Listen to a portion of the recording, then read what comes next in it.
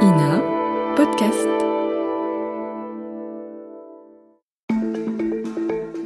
Est-il temps de créer une armée européenne ? Une armée aux ordres de l'Union européenne. Ça n'existe pas, ça n'a jamais existé, et pourtant, la question revient sur la table.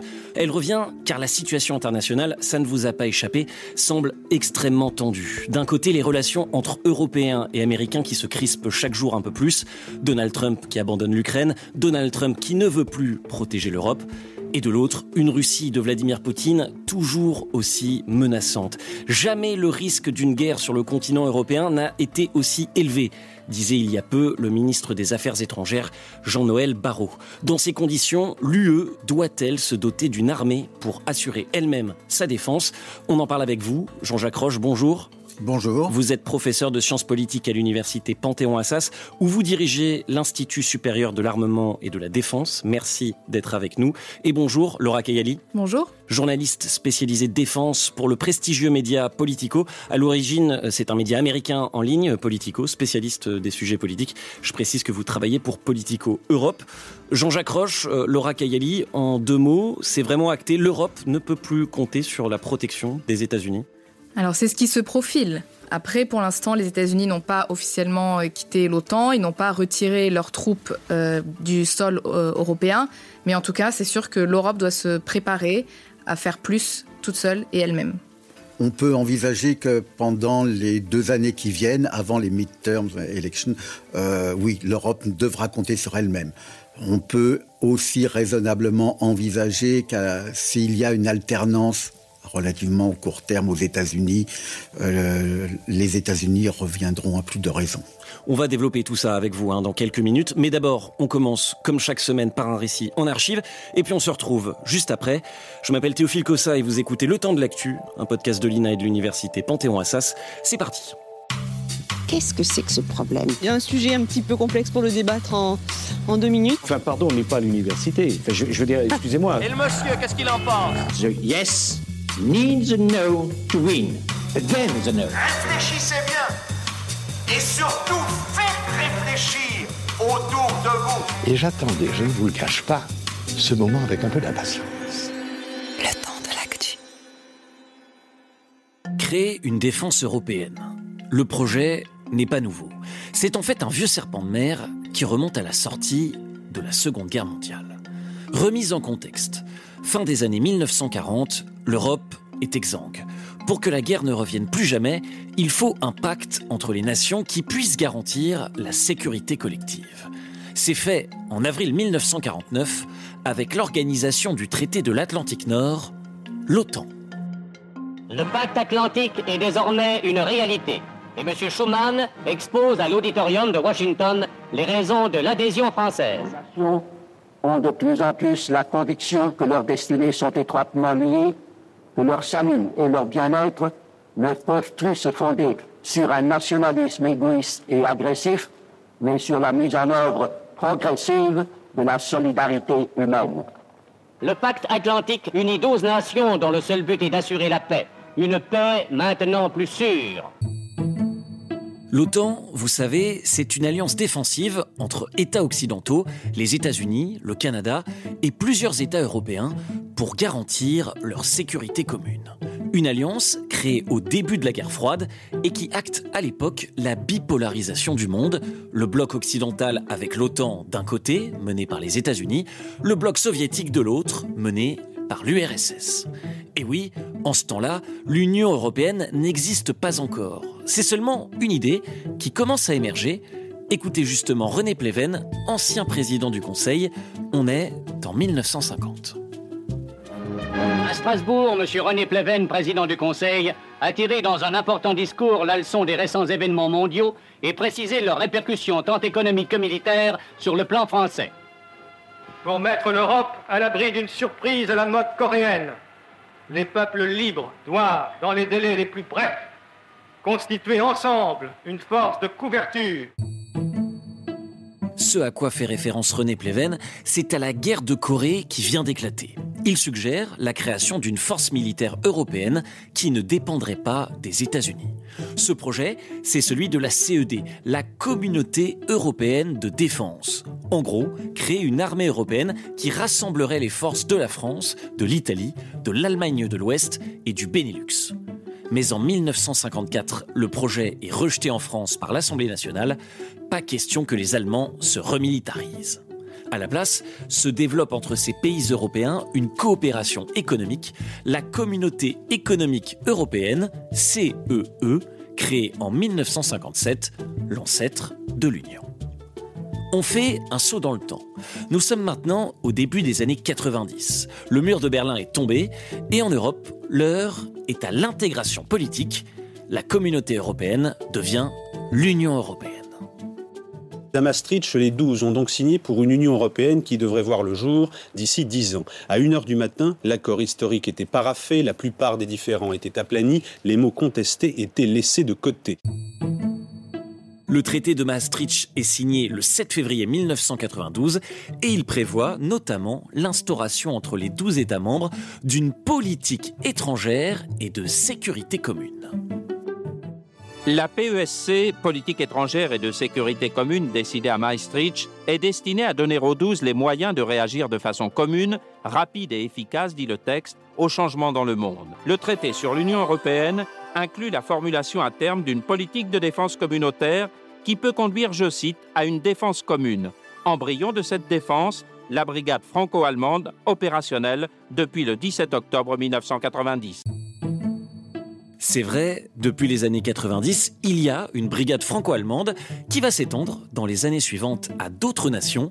Son nom, l'Eurocorps. L'objectif du corps d'armée européen sera la défense de l'Europe, le maintien de la paix et les missions humanitaires. Tout comme la brigade franco-allemande, ce corps d'armée ne se veut pas en contradiction avec l'OTAN. Ça, c'était l'objectif. Mais près de 30 ans plus tard, force est de constater que le pari n'est pas rempli. S'il existe toujours, l'Eurocorps n'a pas une puissance massive.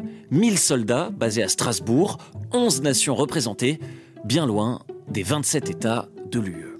D'ailleurs, les quelques interventions de l'Eurocorps ne se font pas sous drapeau européen, car ce qu'il faut comprendre, c'est que ce corps ne dépend pas directement de l'Union européenne. En réalité, la politique étrangère et de sécurité commune européenne n'a quasiment jamais engagé l'UE dans des opérations militaires extérieures. À part peut-être en 2003, en République démocratique du Congo, à l'époque le pays est à feu et à sang, rongé par la guerre civile, l'Union lance l'opération Artemis, 1850 hommes, principalement français et belges, sont déployés. C'est la première opération de la force européenne en dehors du vieux continent. Contrôle des points de passage, confiscation des armes, résultat, la vie reprend, l'espoir aussi. C'est là une action qui a été tout à fait exemplaire et qui peut se reproduire sous cette forme ou peut-être sous d'autres formes. Je dirais qu'ici, nous sommes peut-être dans la préfiguration de la force d'intervention rapide européenne. Dixit Michel Alliot-Marie, alors ministre de la Défense de la France. Effectivement, c'est la première intervention européenne extérieure au nom de l'Union européenne. Cette fois, les espoirs d'une armée européenne reviennent. En 2004 est créée l'AED, l'Agence européenne de défense, qui a vocation à encourager la collaboration des États de l'UE pour développer leurs ressources militaires. L'Agence européenne de défense a pour objectif de rationaliser les armements des nations européennes. Après beaucoup d'hésitations, en connaissant encore beaucoup de réticences de la part de certains pays membres, l'Europe de la défense s'est donc vraiment mise en marche. Si tout va bien, elle sera capable de faire face aux crises du XXIe siècle avant que celui-ci ne soit trop largement entamé. En juin 2017, un fonds européen de défense voit le jour, une enveloppe de plusieurs milliards d'euros destinée justement à financer la recherche et le développement d'équipements communs dans le domaine de la défense. Pour autant, toujours pas d'armée européenne. Alors évidemment, le retour de la guerre aux portes de l'Europe, puis les dernières déclarations de Donald Trump relancent le débat. Face à un ordre mondial en pleine mutation, faut-il une armée européenne ? Qu'est-ce que cela impliquerait ? Quels sont les enjeux sous-jacents ? Tout ça, on en parle avec vous, Jean-Jacques Roche, et vous, Laura Kayali. Déjà, pour commencer, Une réaction au récit qu'on vient d'entendre. Je me tourne vers vous, Jean-Jacques Roche. Je vous voyais trépigner pendant ce récit. Alors évidemment, on ne pouvait pas tout englober en 6 minutes. J'imagine que vous avez des compléments à ajouter. Je crois que le récit résume bien la genèse difficile de cette défense européenne commune. Je pense qu'il faut ajouter quelques éléments importants. Lors du traité de Nice, on pense effectivement à créer une force d'action rapide. Celle-ci va prendre la forme en 2003 de groupements tactiques de 1500 hommes capables d'être déployés en 30 jours. Donc il y a 13 groupements tactiques qui ont été créés et c'est vraiment là cet embryon d'armée européenne si jamais cette armée doit voir le jour. Mais qui pour l'instant reste au niveau de l'embryon, je comprends. Ces groupements tactiques existent, sont opérationnels mais n'ont jamais été utilisés. Pourquoi est-ce qu'on échoue depuis 75 ans ? Pourquoi est-ce qu'on n'y arrive pas ? On sent une volonté, en tout cas du côté français, mais rien ne se passe. Laura Kayali, peut-être ? Les États n'ont pas du tout envie de donner les clés de leurs armées à une organisation supranationale, à savoir la Commission européenne, si c'est ça le schéma auquel on pense ici. Même en matière industrielle, c'est ce qu'on voit en ce moment. Les capitales veulent bien de l'argent européen, mais veulent garder la main sur les décisions. Et donc, concernant les armées, c'est très sensible et je vois très mal Paris ou Berlin donner, encore une fois, les clés du camion à Bruxelles concernant les armées. Ça me paraît, à ce stade, complètement inenvisageable. Donc, je l'entends, une question de souveraineté. Les États veulent conserver leur souveraineté.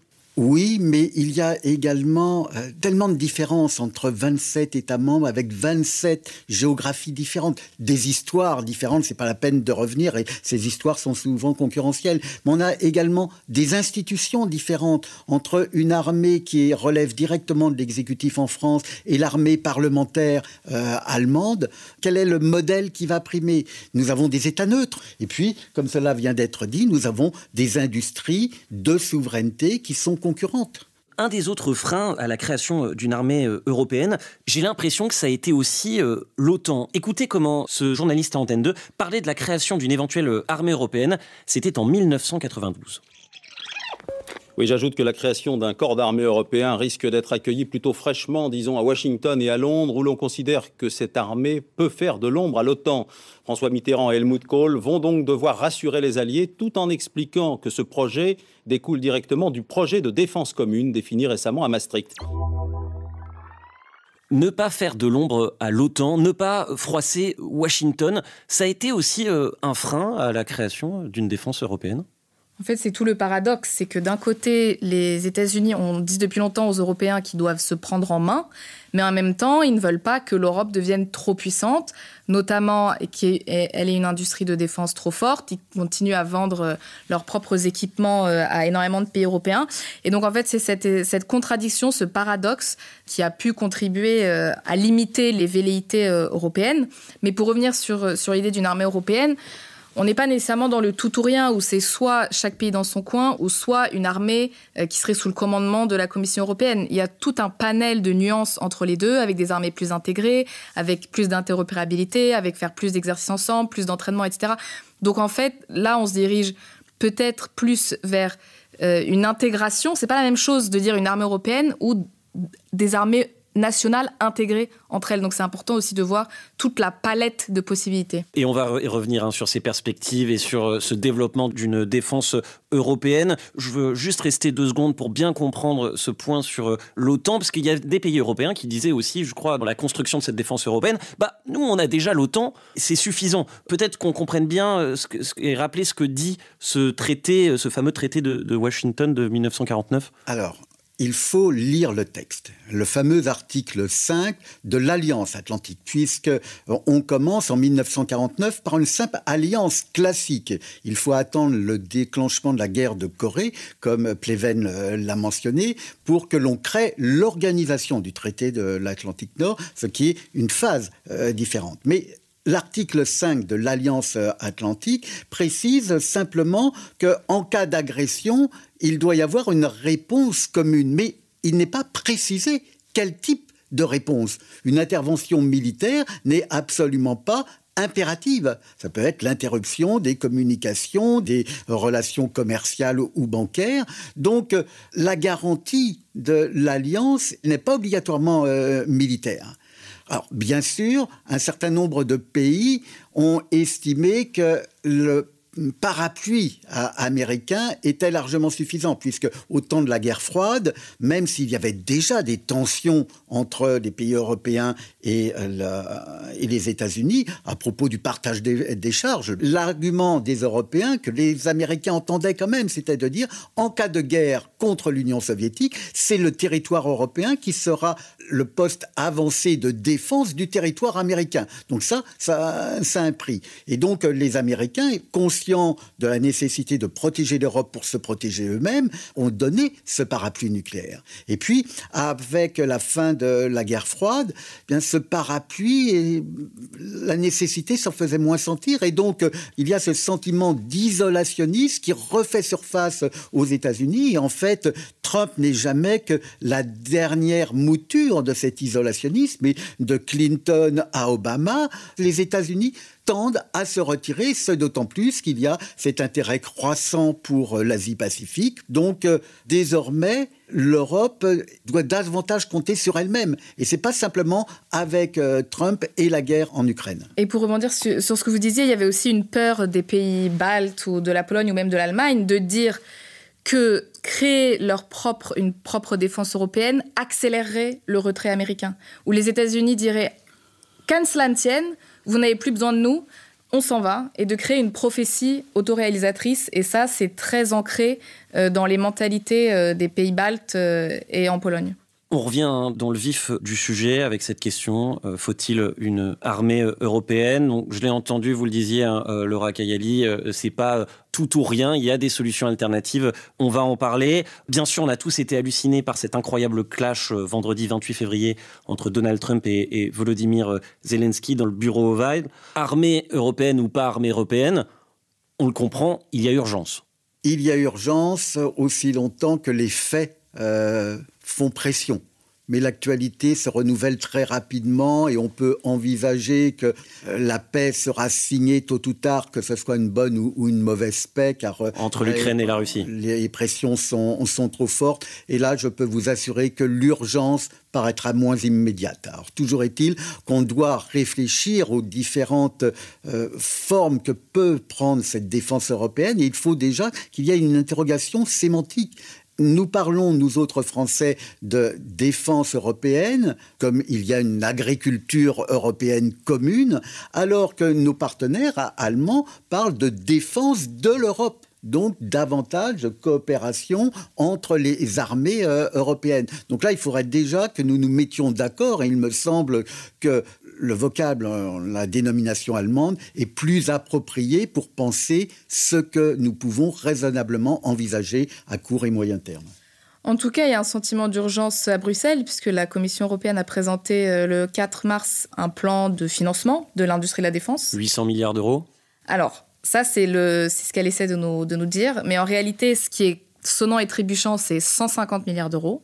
Et ensuite, elle anticipe qu'une flexibilisation... Elle, c'est Ursula von der Leyen, oui, la présidente de la Commission européenne. Exactement, anticipe que le fait de rendre les règles budgétaires nationales plus flexibles peut dégager 650 milliards d'euros supplémentaires si les pays dépensent 1,5% de leur PIB dans la défense. Donc, elle n'est pas arrivée avec un chèque de 800 milliards d'euros.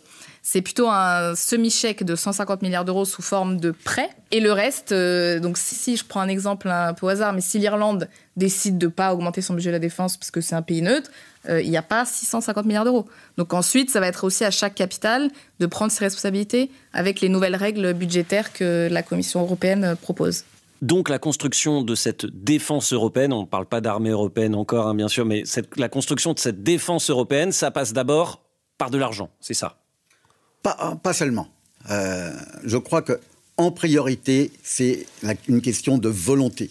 Or, cette volonté, jusqu'à présent, elle ne s'est pas exprimée de manière très claire. L'argent est important, mais ce n'est pas suffisant. À savoir qu'on ne peut pas acheter sur étagère pour 150 milliards de matériel militaire, même si c'est du matériel américain. Il va falloir le produire. Et l'Europe aurait plus intérêt à produire ces matériels plutôt que de les acheter outre-Atlantique. Or, nous n'avons pas les infrastructures nécessaires. Et même si nous avons quelques grands groupes européens, il va falloir du temps pour transformer l'outil industriel et pour transformer également les règles qui permettent à cet outil de fonctionner. Donc je note une volonté, de l'argent, tout ça pour, je comprends, d'abord financer un armement, c'est-à-dire un armement commun, c'est ça le sujet ? Alors, sur les 150 milliards d'euros, l'idée, effectivement, c'est de produire ou d'acheter ensemble. Donc, les pays, les capitales et la Commission européenne ont commencé, avec l'OTAN en parallèle, mais ont commencé à identifier une liste d'équipements qui manquent cruellement aux Européens, notamment si les Américains se retirent. Aux Européens, c'est à toutes les armées européennes ? Oui, c'est ça. C'est ça, d'accord. Alors la grande question, qui n'est pas encore résolue à ce jour, c'est de savoir s'il y aura une clause, une Buy European clause, qui est attachée à ces 150 milliards d'euros. Ça, c'est une question qui est pour l'instant ouverte. Évidemment, c'est-à-dire acheter européen plutôt qu'américain, c'est ça ? Américain ou coréen ou turc ou israélien, parce qu'on parle beaucoup des Américains, mais les pays de l'Est se procurent de plus en plus de matériel coréen. Mais même s'il y a cette obligation d'acheter européen, vous avez nombre d'entreprises européennes qui ont des filiales de groupes américains en Europe et qui ont donc un statut d'entreprise européenne. Et là, on le voit, entre les impératifs de défense et les impératifs économiques de marché, jusqu'à présent, la Commission a privilégié les impératifs du marché. Donc, se réarmer, pourquoi pas se réarmer européen si c'est possible, mais effectivement avec des mais et avec des si, je l'entends. Se réarmer, pourquoi faire ? Alors, on va prendre le pire scénario. Demain, Vladimir Poutine et la Russie envahissent l'un des pays baltes, donc Lettonie, Lituanie ou Estonie. Qu'est-ce qui se passe ? Si on est dans ce cas de figure hypothétique et que ça se passe demain, en théorie, c'est l'OTAN. C'est l'OTAN qui est censé... Et l'OTAN aussi, pour préciser, l'OTAN n'a pas d'armée. L'OTAN, c'est un agrégat des armées des pays de l'OTAN. Donc, en théorie, c'est l'OTAN. Et l'un des défis, s'il y a une guerre à haute intensité sur le sol de l'Union européenne ou de l'OTAN, c'est de tenir. C'est de tenir dans la durée. Les Européens n'ont plus beaucoup de stocks, notamment parce qu'il y en a beaucoup qui ont été envoyés en Ukraine. Les Européens... On n'en a jamais eu beaucoup. Hein. Nous, non, mais les Allemands et les Polonais, ils avaient quelques restes quand même. Et nous, effectivement, on n'en a pas beaucoup. On a quand même... Une armée bonsaï. Voilà, qui est bonsaï et puis taillée, voilà, il n'y a pas de gras qui dépasse, quoi. C'est vraiment... Donc, tenir, en fait, les munitions, le stock, d'après un rapport sénatorial, on tiendrait même pas une semaine. 5 jours sur 80 km. Voilà, donc c'est quand même pas très réjouissant. C'est réduit. Bon, ceci étant, je pense que si nous sommes capables, à la faveur de la crise actuelle, peut-être pas de trouver des solutions, mais de montrer une volonté commune, une détermination à prendre en charge notre défense, cela est le meilleur instrument. Comme Thucydide disait, le meilleur instrument pour défendre la cité, ce ne sont pas ces murs, c'est le courage et la volonté des citoyens. Oui, puis c'est là où la maxime latine prend tout son sens. Qui veut la paix prépare la guerre. Et plus on est dissuasif, plus on est armé, moins la Russie aura envie de chercher des noises, car la Russie va vers des territoires qui, à ses yeux, sont faibles. Et donc plus on a l'air fort et plus on a l'air de prendre ça au sérieux, et moins elle aura envie de venir voir de quel bois l'OTAN ou l'Europe se chauffe. Et vous parliez de volonté de l'Union européenne. Je note des nouvelles avancées en matière de défense européenne. Alors, on va commencer par le début. 1, la nomination en septembre 2024 d'un nouveau commissaire européen à la défense. C'est une première, hein. Avant, ce poste n'existait pas. 2, un signal fort venant de l'Allemagne. Le futur chancelier allemand Friedrich Merz a réagi au propos de Donald Trump. Il veut mettre en place une défense autonome pour l'Europe. Et puis, il y a des investissements colossaux qui sont prévus en Allemagne, je crois, plusieurs centaines de milliards d'euros, quitte à creuser le déficit budgétaire allemand, ce qui est une première dans la culture du pays. Et puis sur ce sujet-là, au lendemain du clash, ou au surlendemain du clash entre Zelensky et Trump, on a vu l'Europe faire front, entre guillemets, en tout cas les dirigeants européens à Londres. Et il y a une volonté commune. J'ai l'impression que là-dessus, on partage tous à peu près le même avis. C'est un sujet qui est très pris au sérieux. Derrière, est-ce qu'il y a des actes ? Est-ce que les actes vont assez loin ? Ça, l'avenir nous le dira, mais Bruxelles ne voulait pas toucher à la défense, que ce soit la Commission européenne ou le Parlement européen disaient ce n'est pas à nous, c'était une sorte de tabou, la défense ça se passe pas à Bruxelles. L'état d'esprit a changé, mais ça veut pas dire une armée européenne. Dans cette même lancée et dans toute cette énergie qui est déployée au niveau européen, quelles pourraient être alors les prochaines étapes dans la construction d'une défense européenne ? J'entends l'armement, etc., de l'argent. Quelles pourraient être les prochaines étapes ? On le voit avec les projets qui existent déjà. Ce sont des collaborations engageant plusieurs États européens en vue de la fabrication d'armements en commun. C'est le vieux projet de l'AED, Pooling and Sharing. De l'Agence européenne de défense. C'est ça, mettre en commun et partager ensuite les résultats. Et les capitales, donc il faut faire quand même une différence entre la Commission européenne et l'Agence européenne de défense. L'Agence européenne de défense, c'est intergouvernemental, donc ce sont les États qui ont la main. Et donc les capitales, quand elles disent que potentiellement Bruxelles pourrait avoir plus de pouvoir, elles pensent plutôt à l'Agence européenne de défense, parce que ce sont les capitales qui décident, qui sont autour de la table. Il y a une volonté de coordonner, par exemple, de dire « Ah, mais toi et moi, on doit renouveler nos chars à tel moment », coordonnons les plannings, coordonnons les livraisons, comme ça on peut en acheter ensemble. Ah, on doit rénover nos frégates, accordons nos calendriers. Donc ça peut être aussi une façon. Et une autre façon, c'est de s'entraîner plus ensemble.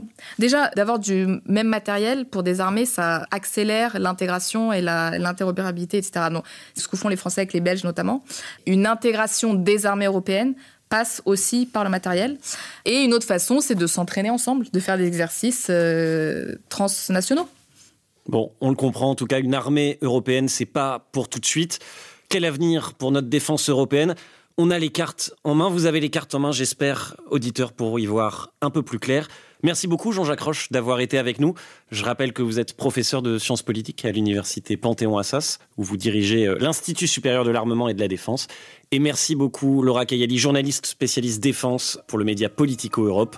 C'était Le Temps de l'Actu, un podcast de l'INA et de l'université Panthéon-Assas. Si ce podcast vous plaît, n'hésitez pas à vous abonner, mettre des étoiles, des commentaires et à en parler autour de vous. Et moi, je vous dis salut et à la semaine prochaine.